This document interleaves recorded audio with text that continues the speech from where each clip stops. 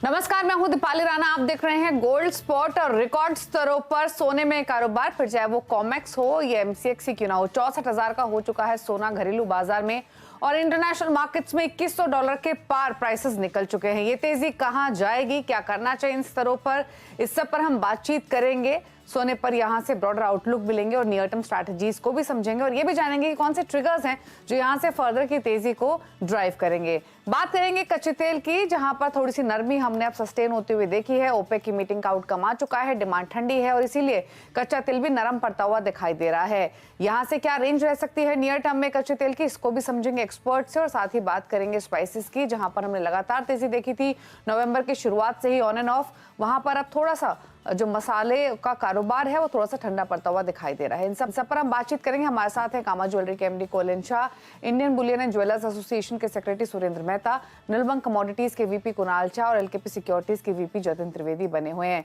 आप सभी का स्वागत है इस शो में। और सबसे पहले तो सोने की बात करते हैं। सोने चांदी में जबरदस्त तेजी देखने को मिली है, इंटरनेशनल मार्केट्स हो या घरेलू बाजार हो। और सबसे पहले अगर गोल्ड की बात करें तो 64,000 के पार प्राइसेस एमसीएक्स पर निकलते हुए दिखाई दिए हैं और इंटरनेशनल मार्केट्स में भी एक्सपेक्टेशन से पहले रिकॉर्ड हाइस बनते हुए दिखाई दिए हैं। कोलिन, आपसे बातचीत कर भी रहे थे हम पिछले हफ्ते के दौरान ही। कैसे देखते हैं आप इस तेजी को, कितनी टिकाऊ ये तेजी लग रही हो और अब आगे क्या? Thank you. ये तेजी पहले लास्ट वीक और अगर आप 15-20 दिन देखो तो लग रहा था कि 1850 और 2100 के बीच में सोना रेंज बाउंड रहेगा, बट अभी ये लेवल तोड़ा है। और जैसे ग्लोबली एनालिस्ट और न्यूज है, ये जो इजराइल हमास वॉर चल रहा है और जो रशिया यूक्रेन वॉर है और जो यूएस में इन्फ्लेशन है, हाई इंटरेस्ट रेट्स है और जो भी डेटा आया है वो हिसाब से लग रहा है कि सोना का जो ये लेवल टूट गया है तो अभी बुल रन लगभग वापस एक दूसरा बुल रन चालू हुआ है, जो पहले अपने देखे थे जब 2000 के लेवल पहुंचा था तभी। और लग रहा है कि अभी अगले 1 से 2 साल में ये 2400 से 2700 के लेवल के बीच में रहेगा। एक है डॉलर का डेप्रिसिएशन जरूर होगा, इंटरेस्ट रेट नीचे नहीं आ रहे, ऐसे नहीं लग रहा है। फेड का एक रुकावट तो आ जाएगा मगर नीचे शायद इतना तेजी से नहीं आएगा।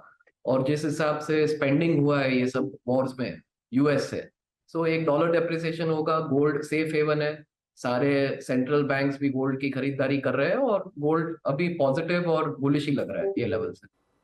वेल एब्सोल्युटली, कितनी ज़्यादा तेज़ी यहाँ पर देखने को मिली है। अक्टूबर 6 के आसपास $1810 के आसपास था और ऑलमोस्ट $300 की बढ़त यहाँ से उन स्तरों पे आते हुए नजर आई है कुणाल। लेकिन इंपॉर्टेंट चीज़ ये है कि जो ये $70-75 की तेज़ी आज हमने एशियन मार्केट्स खुलते ही देखी, वो बहुत सडन थी, बहुत कम लिक्विडिटी पे थी। उस पर क्या कुछ कंसर्न है?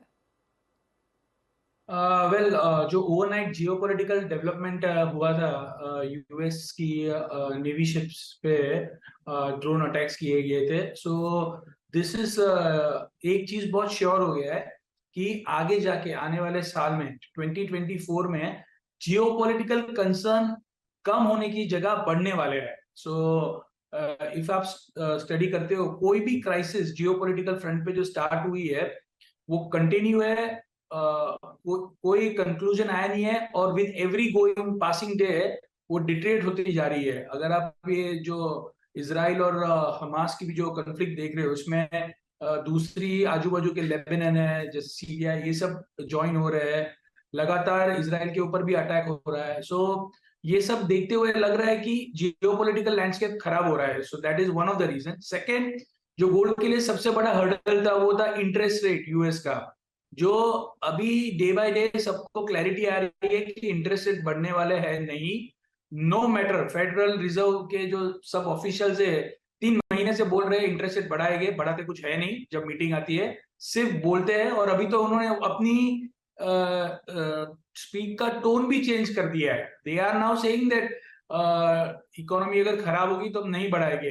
तो जो बॉन्ड मार्केट है वो एक्सपेक्ट कर रहा है, वो दिखा रहा है या मई या जून में शायद रेट कट आ जाएगी। ये सब चीज गोल्ड एडवांस में फैक्टर इन कर रहा है।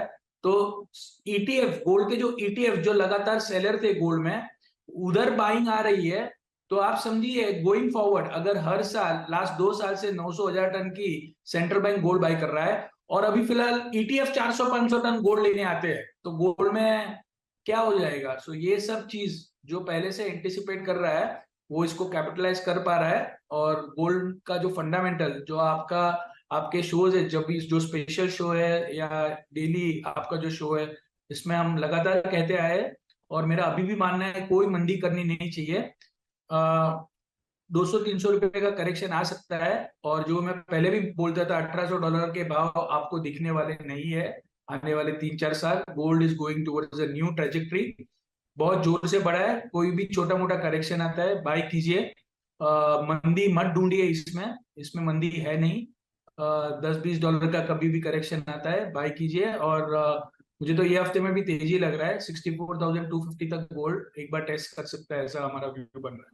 जी हाँ, गोल्ड हमने 64,000 छूते हुए देखा भी था, लेकिन उसके बाद हल्की सी मुनाफा वसूली बाजार में, और वही हाल अंतर्राष्ट्रीय बाजार का भी है, जहां पर ऑलमोस्ट 2150 छूने के बाद एज ऑफ नाउ 2085 के आसपास के स्तर। तो क्लियरली वो जो इनिशियल फ्रॉथ था वहां से हल्का होते हुए हमने बाजार को देखा है, लेकिन तेजी अब भी यहां पर बरकरार है। इंट्राडे के हिसाब से ये भी ऑल टाइम हाईज यहां पर फिलहाल सोने के मार्केट्स में। सुरेंद्र जी, आपसे जानना चाहेंगे, और ये साल ऐसा है जहां पर यूएस इंडिया के अलावा हमने चाइना, ताइवान, ऑस्ट्रेलिया, जापान में भी गोल्ड को ऑल टाइम हाईज बनते हुए देखा है, और जिस तरह की तेजी आज आई है, आई एम अज्यूमिंग और कई करंट कंट्रीज में भी आया होगा। एक तो आपसे भी जानना चाहेंगे आप कहां देखते हैं सोने के प्राइसेस, और दूसरी बात ये कि पिछले हफ्ते जब हम 2100 के नीचे और 2050 के नीचे भी काम कर रहे थे, उसी समय में इंडियन मार्केट सोने में डिस्काउंट में चल रही थी इंडियन मार्केट्स में। अब इन करंट लेवल्स के बाद क्या हाल है? देखिए, मैं जैसे कुणाल ने कहा, मैं उनकी सारी बातों से सहमत हूँ। जो आज सुबह जिस तरह से 5-5:30 बजे के आसपास जो एशियन मार्केट में गोल्ड में एक स्पाइक आया, आई हैड टू लिटरली रब माय आईज कि क्या गोल्ड $2150 के पार जाता हुआ दिखाई दे रहा है। तो हमने देखा कि इस प्रकार की तेजी और सडन स्पाइक $70-80 का, जो एक अनबिलीवेबल होता है गोल्ड मार्केट के लिए, ऐसे बहुत कम इंस्टेंसेस होते हैं, वो हमने अर्ली मॉर्निंग में देखे। और उसके बाद में हमने देखा कि $2085 के आसपास कहीं ना कहीं पर स्पॉट मार्केट में गोल्ड स्टेबल होता हुआ नजर आया। जो मुझे एक सबसे बड़ा जो कंसर्न है, मुझे ये कंसर्न है इस पूरे मार्केट को लेकर कि सभी मार्केट एक साथ से बढ़ रहे हैं। आप इक्विटी मार्केट देखिए बढ़ रहा है, आप सिल्वर देखिए बढ़ रहा है, आप गोल्ड देखिए बढ़ रहा है, अंतर्राष्ट्रीय बाजारों में भी जो इक्विटी मार्केट है वो बढ़ रहे हैं, बिटकॉइन बढ़ रहा है। तो ये जब सारे एसेट क्लास बढ़ना शुरू होते हैं तो थोड़ा सा मुझे लगता है कहीं ना कहीं पे प्रिकॉशन लेना चाहिए। गोल्ड तो गिरेगा नहीं, लेकिन दूसरे मार्केट उसको शायद गिराने पर मजबूर कर देंगे। ऐसी स्थिति हमने कोविड में भी देखी थी। कोविड में सबसे पहले इक्विटी मार्केट गिरा और उसके बाद गोल्ड में लगभग $260 की गिरावट आई थी। मुझे इसी प्रकार की कोई सिमिलर सिचुएशन अगले महीने भर के अंदर अंदर होती हुई नजर आ रही है, बिकॉज मैं सारे एसेट क्लास एक साथ में बढ़ते हुए इट डज नॉट डाइजेस्ट मी। मेरा मानना यह है कि इस हफ्ते गोल्ड एक $2097 पर एक बड़ा रेजिस्टेंस लेवल है। यदि ये 2097 क्रॉस करता है तो वापस ये $2140 की तरफ जाएगा, और नीचे में सपोर्ट $2032 का। यदि ये $2032 तोड़ता है तो ये बहुत ही नीचे तेज गति से वापस आएगा, लेकिन दूसरे एसेट क्लास गोल्ड को तोड़ सकते हैं, ये बात ध्यान रखना चाहिए। ओके, तो इनफैक्ट ये इंपॉर्टेंट बात है, और जब इतनी तेजी से प्राइसेस बढ़े भी तो प्रिकॉशन लेना वैसे भी वाजिब होता है। सिल्वर पर भी बात करेंगे, लेकिन उससे पहले कोलिन क्विकली एक चीज और आपसे समझना चाहेंगे। पिछली बार जब आपसे बातचीत हो रही थी तो आपका कहना यह था कि जब प्राइसेस तेजी से बढ़ते हैं तो ये बाइंग को और इंस्टिगेट करते हैं कि कहीं प्राइसेस और मजबूत ना हो जाए। अब क्योंकि महज कुछ दिनों के अंदर ये जोरदार तेजी आ गई है, लगता है कि जो बाइंग है वो फर्दर इंस्टिगेट होगी या थोड़ा सा ठहर सकती है? देखो, ऐसे जैसे सुरेंद्र जी ने बताया, शायद छोटा मोटा करेक्शन आ सकता है अगले 10-15-20 दिन में। बट अगर लॉन्ग टर्म व्यू से देखें, और अपने देश में अभी 30 लाख शादियां, जैसे आपके प्रोग्राम पे ही आप बोल रहे हो राइट, लास्ट 1-2 महीने से, सो जिसको खरीदना है ये अच्छा समय है खरीदने के लिए, because long term view bullish ही है। और एक साल में मीन्स काफी ऐसे बढ़त नेक्स्ट दिवाली तक अपने को मिलेगी। 2400 का लेवल तो सारे एक्सपर्ट बोल रहे हैं, so this is a good time to buy. लेकिन कोलिन, क्या डिस्काउंट्स इंडियन मार्केट्स में फिर से बढ़ते हुए नजर आए हैं? क्या B2B में थोड़ी सी मांग यहां पर रुकी है? इंडियन फिजिकल ट्रेंड्स कैसे हैं इन स्तरों पर? अभी लास्ट 10 दिन से आई वुड से थोड़ा बाजार जो है वो रिटेल पे स्लो हुआ है। एंड ये जो गोल्ड का जब भी वोलेटिलिटी होता है तब स्लो होता है, अपना कंज्यूमर राह देखता है कि 10-15 दिन अगर स्टेबल रहा मार्केट तो वापस खरीदारी करने जाता है। सो अगले 10-15 दिन होपफुली स्टेबल रहेगा, थोड़ा कॉन्फिडेंस कंज्यूमर का आएगा कि अभी 63 और 65 के लेवल के बीच में ही सोना है, और फिर खरीदारी वापस से आएगी।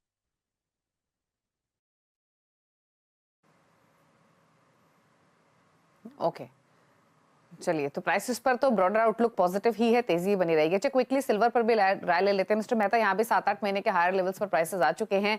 सिल्वर पर क्या आउटलुक है इन स्तरों से? देखिए, सिल्वर जिस प्रकार से गोल्ड में तेजी आई, हमने देखा कि सिल्वर में इतनी तेजी नहीं आई। आज थोड़ा सा हमने अर्ली मॉर्निंग आवर्स में सिल्वर में एक स्पाइक देखा, लेकिन वो भी वापस करेक्ट हो गया है। सिल्वर मुझे लगता है $26.22 के ऊपर एक बड़ा रेजिस्टेंस लेवल है, और इसका नीचे का सपोर्ट लेवल $24.26 है। ये दोनों लेवल यदि ऊपर की तरफ या नीचे की तरफ तोड़ते हैं तो एक नई ऊंचाई की तरफ गोल्ड जा सकता है, या नए लो की तरफ गोल्ड जा सकता है। सिल्वर फिलहाल इतना लाइमलाइट में नहीं रहेगा मेरे हिसाब से, जितना कि गोल्ड लाइमलाइट में रहेगा। और देखिए, जिस प्रकार से पिछले हफ्ते पावेल की जो स्पीच थी, उस स्पीच में कोई बहुत ज्यादा क्लैरिटी नहीं थी कि हम इंटरेस्ट रेट घटाने वाले हैं, लेकिन उसको इस तरह से लिया गया कि वो इंटरेस्ट रेट घटाने की बात कर रहे हैं। और जिस प्रकार से मार्केट में एक स्पाइक आया, हमने 2 दिनों में स्पाइक देखा, और 1-2 महीने के अंदर अंदर हमने देखा गोल्ड प्राइसेस और सारे ये प्राइसेस बढ़े।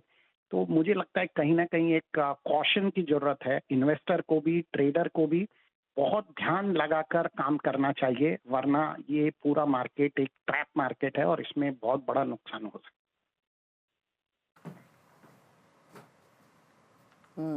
तो 2024 में रेट कट की एंटिसिपेशन में तेजी बनते हुए दिखाई दी है, और यही दो मेजर ट्रिगर्स फिलहाल के लिए गोल्ड के लिए बने हुए हैं। एक तो डॉलर इंडेक्स की मूवमेंट और दूसरी तरफ rate scenario in US markets. लेकिन शुक्रिया कोलिन और सुरेंद्र जी, आप दोनों का ही शो में आने के लिए और हर पर्सपेक्टिव से अपने व्यूज देने के लिए गोल्ड सिल्वर दोनों पर। कुणाल और जतिन त्रिवेदी हमारे साथ बने रहेंगे। रुक रहे हैं एक ब्रेक के लिए, ब्रेक के उस पर फोकस करेंगे स्ट्रैटेजीज पर, फिर वापस आते हैं। बहुत सपोर्ट अब यहाँ पर मेटल्स को मिलने लगा है, क्योंकि अगर कॉपर की बात करें तो मल्टी मंथ हाईज पे यहाँ पर कारोबार होता हुआ नजर आया है। कुणाल, आपने लास्ट टाइम भी कहा था कि एक्यूमुलेशन लेवल्स हैं, मेटल्स अब यहाँ पर बेहतर कारोबार कर सकते हैं। किस तरह के स्तर इस साल के अंत तक बनता हुआ देखते हैं, और आगे आपको 2024 फर्स्ट क्वार्टर की अगर बात करें तो किन मेटल्स पे भरोसा है? तेजी लग रही है, बाय डिप्स की रणनीति अपनानी चाहिए। ये हफ्ते तक मुझे लग रहा है कॉपर 730-31 तक ट्रेड करता हुआ देखने मिल सकता है। और जहां तक फर्स्ट क्वार्टर ऑफ 2024 की बात करेंगे तो 750-760 तक के लेवल भी आपको कॉपर में देखने मिल सकते हैं। सो हर डिप पे बाय कीजिए, बाय डिप्स। सप्लाई साइड से प्रॉब्लम इमर्ज हो रहा है कॉपर में, और डिमांड साइड relatively flat हो रही है. So even though there is no significant demand growth in China, not even a 1% demand growth in China for as of now, but India है, जैसे इंडिया की कॉपर की demand 30% से बढ़ने के लिए एक्सपेक्टेड है. So some of the loss of demand growth is being made up by countries like India. So मुझे तो तेजी लग रही है कॉपर में, और फाइनेंशियल कंडीशन ईज आउट हो रही है. That should also support copper. Okay, तो कॉपर पर नजर रखकर चलें 724 के आसपास कारोबार करते हुए। बात क्विकली कच्चे तेल पर भी एक राय ले लेते हैं, जहां पर $78 के आसपास ब्रेंट कारोबार कर रहा है। घरेलू बाजार में भी 6100 के आसपास भाव आ चुके हैं। क्या व्यू है जतिन इन लेवल से कच्चे तेल पर? कंटिन्यू रहनी चाहिए। जिस तरह से मार्केट का रिएक्शन रहा है टुवर्ड्स नेगेटिव, ब्लैक गोल्ड जो है वो अभी नेगेटिव डायरेक्शन में चल रहा है, इन्वर्सली है बाकी सब कमोडिटीज के मुकाबले। तो मुझे लग रहा है सेल ऑन प्राइस जो है वो स्ट्रेटेजी अपना कर रखें। इस हफ्ते मुझे लग रहा है 6200 6225 एक स्ट्रॉन्ग रेजिस्टेंस पॉइंट बना हुआ रहेगा। सेल ऑन राइज की रणनीति अपनानी है। 6100 6050 इन टारगेट्स के लिए सेल ऑन राइज की रणनीति अपनाएं। 6300 के ऊपर जो है स्टॉप लॉस मेंटेन करके चलना है। ओवरऑल आउटलुक जो है हमारा अभी भी बना हुआ है सेलिंग की तरफ का ब्लैक गोल्ड के अंदर, और अन्य कमोडिटीज के अंदर बाइंग की रिकमेंडेशन बनी। जतिन, मेटल्स में आपका क्या टॉपिक है यहाँ पर, क्योंकि ज़्यादातर लोगों को अब लगता है कि एक्यूमुलेशन लेवल्स अब आ चुके हैं और 2024 में मेटल्स यहाँ पर बेहतर परफॉर्म कर सकते हैं? मनीषा, डेफिनेटली जिस तरह से मार्केट का रिएक्शन रहा है, बुलियंस मार्केट पर्सन का ऑलमोस्ट जो है वो एक स्टेलर रैली दिखा रहे हैं। इनफैक्ट कॉमिक्स गोल्ड ने इस बार नवंबर में पहली बार 2000 के ऊपर क्लोजिंग दिया है, तो ये एक बहुत बड़ा फ्रेश ट्रिगर हो जाता है अपने आप में कॉमिक्स गोल्ड के लिए, जहाँ पर पहली बार ये 2000 के ऊपर मंथली क्लोजिंग दी है कॉमिक्स गोल्ड ने। साथ ही साथ में सभी अन्य बेस मेटल्स के अंदर भी आप जो कॉम्प्लेक्सेस जो है वो भी एक रैली की तरफ देखते हुए ट्रेड करते हुए देखने मिलेगा। इसका मुख्य कारण ये रहेगा कि डॉलर इंडेक्स जो वीकनेस में इंटरेस्ट रेट कट के अनुमान के पीछे जो डॉलर इंडेक्स के अंदर वीकनेस आएगा, वो सबसे बड़ा ट्रिगर रहेगा आगे चलते हुए सभी मेटल्स के लिए, इंक्लूडिंग बुलियन मेटल्स और बेस मेटल्स। तो मुझे लग रहा है फर्स्ट हाफ टू 2024 इसके अंदर बेस मेटल कॉम्प्लेक्स और बुलियन दोनों के अंदर ही कंसंट्रेशन बनाकर रखना चाहिए। इनफैक्ट अभी तो 1 महीना और बाकी है 2023 को एंड होने में, तो मुझे लग रहा है अभी भी बुलियन मार्केट का ये जो 2023 का जो परसेंटेज जो है और यहाँ से और आपको बढ़ते हुए देखने मिल सकता है टुवर्ड्स द ईयर। ओके, तो बेस मेटल्स रहेंगे फोकस में 2024 में। कॉपर पर नजरें होनी चाहिए, यहाँ पर एक्यूमुलेशन लेवल्स हैं जहाँ पर खरीदारी की जा सकती है। चलिए, शुक्रिया जतिन और कुणाल, आप दोनों का ही शो में आने के लिए और स्ट्रैटेजीज बाकी कमोडिटीज पर शेयर करने के लिए thank you so much. Show को समेटने का वक्त है, मुझे मनीषा जी को दीजिए इजाजत। इसी के साथ ब्रेक के उस पार आप देखिए हमारा स्पेशल शो आगे का आउटलुक इक्विटी मार्केट्स पर अनु सिंघल के साथ। नमस्कार। बता दें कि मनी कंट्रोल पर दिए गए विचार एक्सपर्ट्स के अपने निजी विचार होते हैं। वेबसाइट या मैनेजमेंट इसके लिए उत्तरदायी नहीं है। यूजर्स को मनी कंट्रोल की सलाह है कि कोई भी निवेश निर्णय लेने से पहले सर्टिफाइड एक्सपर्ट की सलाह लें।